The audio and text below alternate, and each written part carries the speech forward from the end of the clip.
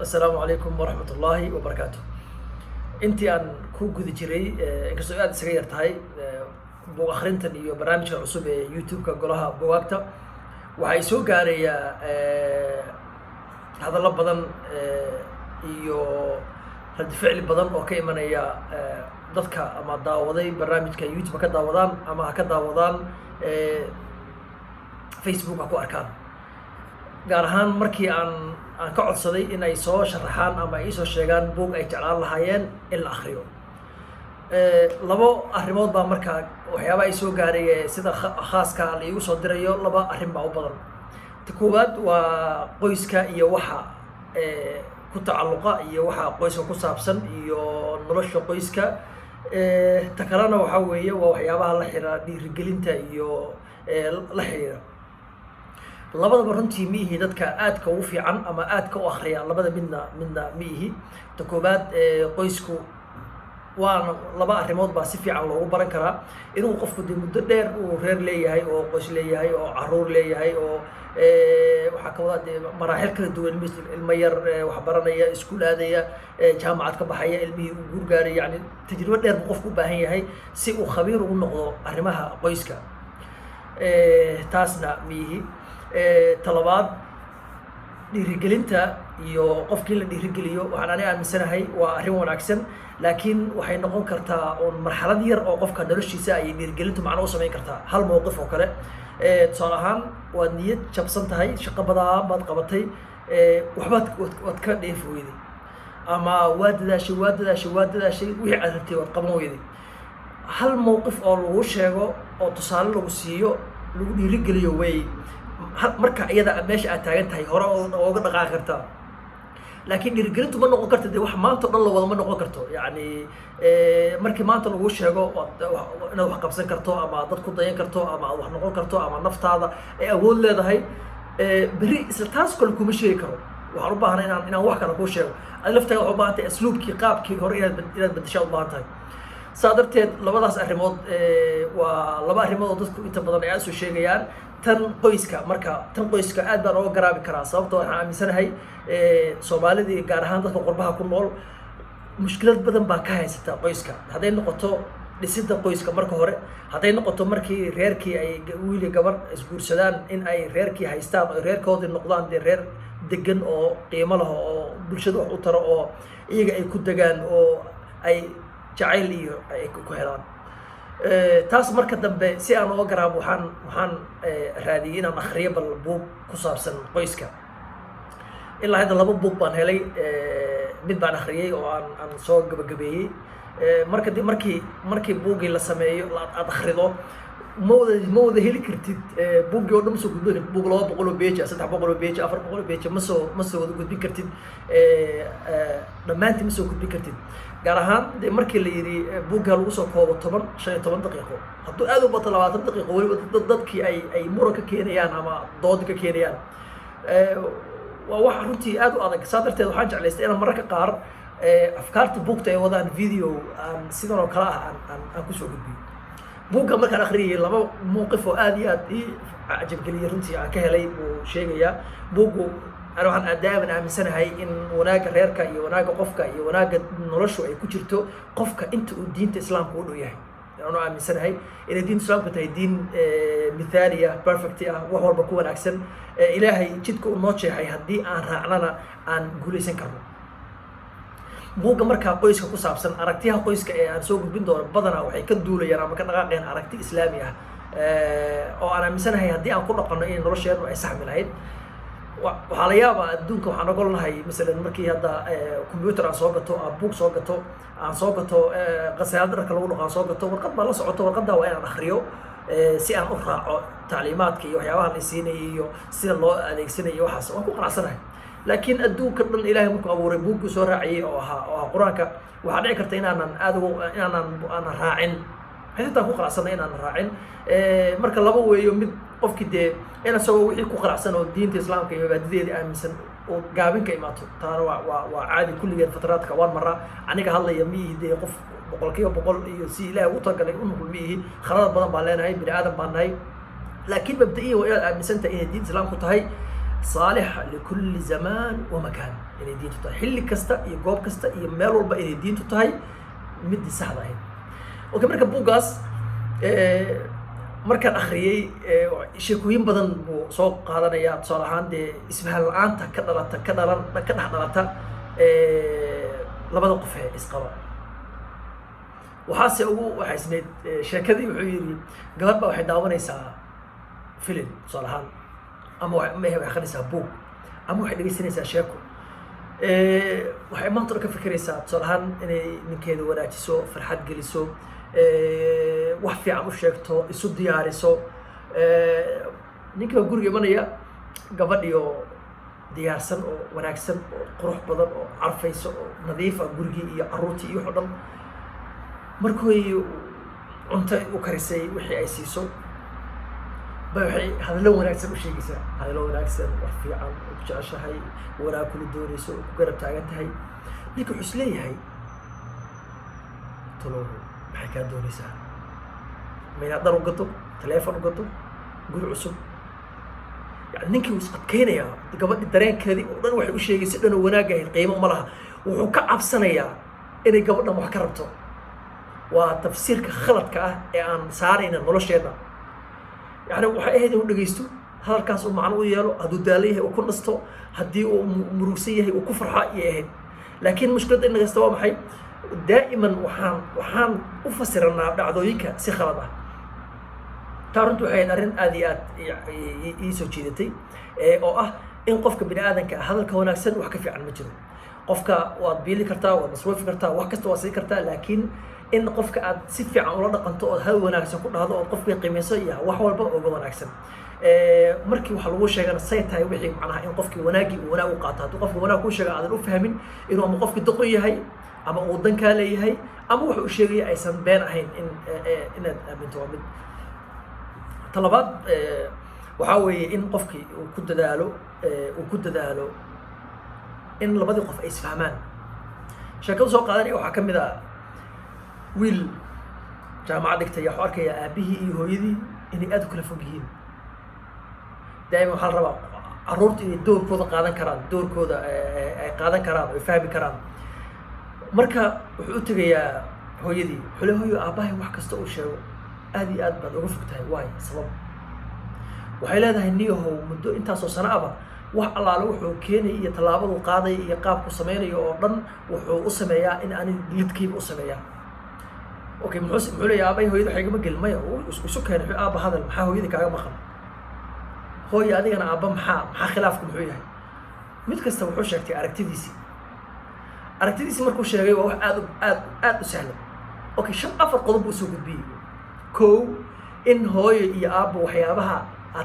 أتكود النقاش يسان أتقرفين يسان تفاصيل هو سي إنسي قليل سوتو عرضوا حد هذا شيطان وكجرا تفاصيلها صالحان إن عروت سكول لقيو وأريو مناكسن أي سكول كان لقي سكول كوا سكول نوعية وحاس لكن عروض قريب بحيان قريب منيان ركي حرنيان حيجي سحنيان وحاس إلا قبضها تفاصيل أسمعها هكذا لنا قف كستوحوا أسوي لي هي مسؤوليته ولي هي هلود داي هلو احترام إن معمول كجوري معمد هلود دايو مستقبل كهير كي فكر كودي مصروف كده قالها أودي هلود دايو أو وعبد لبو إن أي هويدي وقعدته هوي وح أبوك وشيء دائما ووح وناكسن حمان كل مجيده أديك أنا أبو وحي هويدي شيكته ووح وناكسن حمان يعني قفك مركو روسي أبي سيئة إن قفك وح شيء ويا هي وح دائما أما سيلتكو أما خلاص هذا قصد بنو عسى بكل شيء موقف كلو حياة آديات عجيب كوا ويلبا وعماني ولا شيء وحير لي عرور له wuxuu leeyahay ninkaaga shaqo ka shaqeeyaa shaqada uu ka shaqeeyo wuxuu qaataa laaluush aad buu dhigaysaa inay ninkeeda laaluush qaato dhinac dhanka sumcadda iyo dhinac dhanka diiniya sababta diiniya waxaa leedahay qofka bini aadanka ah jir kasta oo xaaraan ku baxa naar baa iska leh naar baa cunaysa xaaraanta waa wax aad iyo aad u xun saa darteed markuu soo galay bay la fadhiisatay waxay ku yidhi waxaan ku weydiinayaa laaluush baa qaataa shaqada يقول وقتها سبب وحيت العقد عن مشاركة عادية masruufka nolosha iyo carruurta waxbarashadooda kuma filno aad buu u yaryahay saa darteed si kaleo aan nagu beeli karin ma jirto haddaan laaluush qaadanin taa waa mid labo dadka dhan way qaataan dadkaas la shaqeyn oo dhan waxay dadka dhan waxba igama gelin inay qaataan laakiin waa arrin aad u xun waa dhaqan xun waa dhaqan liita waa dhaqan buka waa dhaqan aan sax ahayn in lagu laabto marka waxaan kaa rabaa laba arrimood waxa u yeertay carruurtii weyneed iyo iyada way isla fadhiisteen wuu qartay inuu laaluush qaato okay see baan aabbo laaluushka oga goynaa horta kow in muddo 6 bilooda la mutaabaceeyo maadaama uu sheegtay in la daba socdo oo la ogaado in uu iska daayay ama halala hadlo ama hala sheegay ama shaqada hal tago in aabbahooda ay ku caawiyaan in uu shaqada iska uusan laaluush qaadanin in iyaga dhexdooda ay horta arrintaas ay daba socdaan labo asaga in loo sheego inuusan maalin dambe qaadanin laaluush wax walba oo dhaca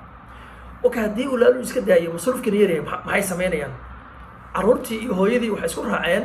in waxyaabaha ay u baahan yihiin masruufka ah waxa ugu yar wax allaala wixii aan muhiim ahayn ee daruuri nolosha u ahayn ay noloshooda ka fogeeyaan ee lacag kaga baxaysa kharash kaga baxay wax ay waxa lacag ku baxaysa ay ku soo koobaan inuu yahay waxa ay si dhabta ah noloshooda ugu baahan yihiin hadday noqoto cunto hadday noqoto jiif hadday noqoto arbax hadday noqoto waxbarasho laakiin waxyaabaha kale ee aan daruuriga ahayn oo dhan inay iska daayaan waxay kaloo dhaheen carruurta waa kuwa yar carruur jaamacad dhigata inta jaamacadda dhigata oo dhan in xilliga ay fasaxa jaamacadda yihiin ay raadiyaan shaqo ay qaban karaan si ay u caawiyaan aabbahooda u caawiyaan waxaa jirtay gabadh ay tiiga aad ugu fiicneed iyo combyuutarka iyo waxaas aad ugu fiicneed waxay gabadhii lagu caawiyey in iyadoo guriga joogto ay shaqo raadsato shaqo guriga ay ka qaban karto gabadhina shaqo yeeshay okay qoyska haddii marka aysan wada tashi lahayn iyo inay sheekaystaan iyo inay wax isweydiiyaan runtii aad bay u adkaan lahayd waxaa ka mid a gabadh baa waxay ogaatay in wiilkeeda oo 12 jir ah oo sigaar cabo iskuulka markuu aad u sigaar cabo iskuulkii bay tagtay waa la daba socday waxaa la ogaaday in carruurta walaalkeed ay sigaarka bareen wiilkeeda aad bay u xanaaqday in carruurta eedada u yihiin oo wiilkeeda ka weyn ay sigaarka baraan oo iskuulkii sigaar ku cabo wiilkeeda oo 12 jir ah aad iyo aad bay arrinta u dhibtay markay timid bay ninkeeda u sheegtay waxay tiri wiilkii saasaa lagu sheegay sigaar buu cabaa waxaana baray carruurta walaalkii baan aadaya waxaa leeyahay carruurtaadana edab u yaal sigaarka ka celi wiilkiina mar dambe hawlahaas ayna barin wuxuu yidhi maya waa khalad inaad walaalka aad canaanato ama walaalka dembi darasiiso ama walaalka intaa u tagto aad dhahdo wiilkayga saan ugu sameeyey sax ma ah waxaan samayn karnaa innaga khaladkeena aan saxno seen u saxnaa wiilkeenna aan qiyamka iyo akhlaaqda iyo edabta iyo dadnimada aan barno aan u yeerno aan wiilkeenna ku caawinno in asaga uu waxaan iska daayo in waxaan yahay xaaraam inuu diinta ku ficeen inuu dhaqan ku ficneen inuu caafimaad ku ficneen in asaga uu wax wanaagsan u ahayn waxaas oo aan ka wada hadalno inta markaan ka hadalno yaa waxaan samayn karnaa in wiilkeenna inuu iska daayo iyagana ay daayaan walaalkaana inay isku dhicin ama isku xumaan ama waxun aadan u sheegin sababtoo daaima qofka khaladkiisa hadduu saxdo aniga hadda khaladka aan leeyahay haddaan saxo dadkana khaladkooda u saxmaya laakiin anoo khaladkaygi leh haddaan masalan aan dulmi badnahay haddaan been badnahay haddaan tuug ahay haddaan khalad galo waa inaan anigu khaladkayga saxo khaladkayga markaan saxo waxyaabaha kale khaladkooda u saxmaya laakiin daa'iman dhibka waa maxay waa in qofka isla saxan yahay asaga uu isu arko inuu wanaagsan yahay dadka kale ay khaldan yihiin كل بوك وان سو gudbin doonaa oo akhriskiisa waan soo gudbin doonaa laakiin dhacdooyinka tafaasiisha aan laga sheekeyn karin baan ayaan uga faa'iideysanayaa inaan intaan kusoo gudbiyo ugu dambe waxaan kusoo gabagabeynayaa waxyaabaha ay soo gaaraya waxaa ka mid ah in dadku ay jecel yihiin in buugta la soo gelinaya ay su dhawaadaan masalan maalin walba ama isbuuc walba ama 5 beri la soo geliyo runtii taana aad iyo aad bay u adag tahay sababtoo waxay u adag tahay marka koowaad ma ihi qof u tafaruqay ama firaaqo u haysta in uu fiidiyodan iyo macrifada iyo buugta ka shaqeeyo sababtoo ah qofku wuxuu leeyahay nolol gaar wuxuu leeyahay shaqo wuxuu leeyahay iltizaamaad iyo waxyaabo badan buu qofkii leeyahay qofka mar haddii uusan noloshiisa dhan uusan u go'onayn inuu wax qor iyo wax akhris iyo wax soo gudbaadeer u go'onayn noloshiisu mashaaqilkii kale noloshan ay jirto qofkii ku adkaanaysaa taa waa mid labo mii dadka yaqaana teknolojiyadda combyuutarka iyo videoga iyo habeyntiisa iyo waxaas ma garanayo waa inaan buuggii soo diyaariyo kadib studio wax lagu dooba tago studiogi mar waxaa dhici karta inay mashquul yihiin mar waxaa dhici karta inaysan waqti haynin mar waxaa dhici karta in waxyaabo badan studiogi marka waxay ku xiran tahay si iyagu firaaqo u leeyihiin anigana aan firaaqo u leeyahay weliba de in kharash lagu bixiyo oo buug walba oo la akhrinayo kharash lagu bixiyo duubidiisii habeyntiisii wixii marka way adkaanaysaa in lasoo geliyo maalin walba ama 2 ama 3 beri kadib lasoo geliyo laakiin insha allah waxaan isku daynaa in 10 beri walba aan buug soo gelino intaa waxaa sii dheer dee wixii hadal ma aha sheeko ma aha waa buug saa darteed buuggii waa 200 page waa 300 page waa 400 waa 500 tusaale ahaan hadda buuggan oo kale waxaa qoray ilma mamduux cudwaan waxaa la dhahaa acdaai inaan waxaan rabaa insha allah soo gorfeeyo soo geliyo waa nin suuriyaana dhibaatada suuriya ka dhacday dagaalada iyo waxyaabahaas aad uga sheekeynayaa waxbana khuseeya dagaalkii waxaas okay buugga intaas la eg markii lasoo khulaaseynay intee lagu umanaysaa in la akhriyi karo macnaha maalin walba inta kanoo kale la akhriyo oo lasoo gorfeeyo lama soo gelin karo saa darteed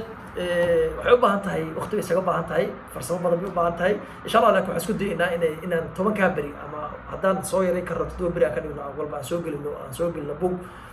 buugtuna insha allahu tacaala waxaa dhici karta inaysan dadku aysan isku wada akhris ahayn isku wada dan ahayn isku wada doonis ahayn laakiin aan kala duno waan rajaynaa oo buug diina ku jiraan dhiirigelin ku jiraan qoys ku jiro taariikho ku jiraan suugaan ay ku jiraan waan ku dadaali doonaa insha allahu tacaala aad iyo aad baad u mahadsantihiin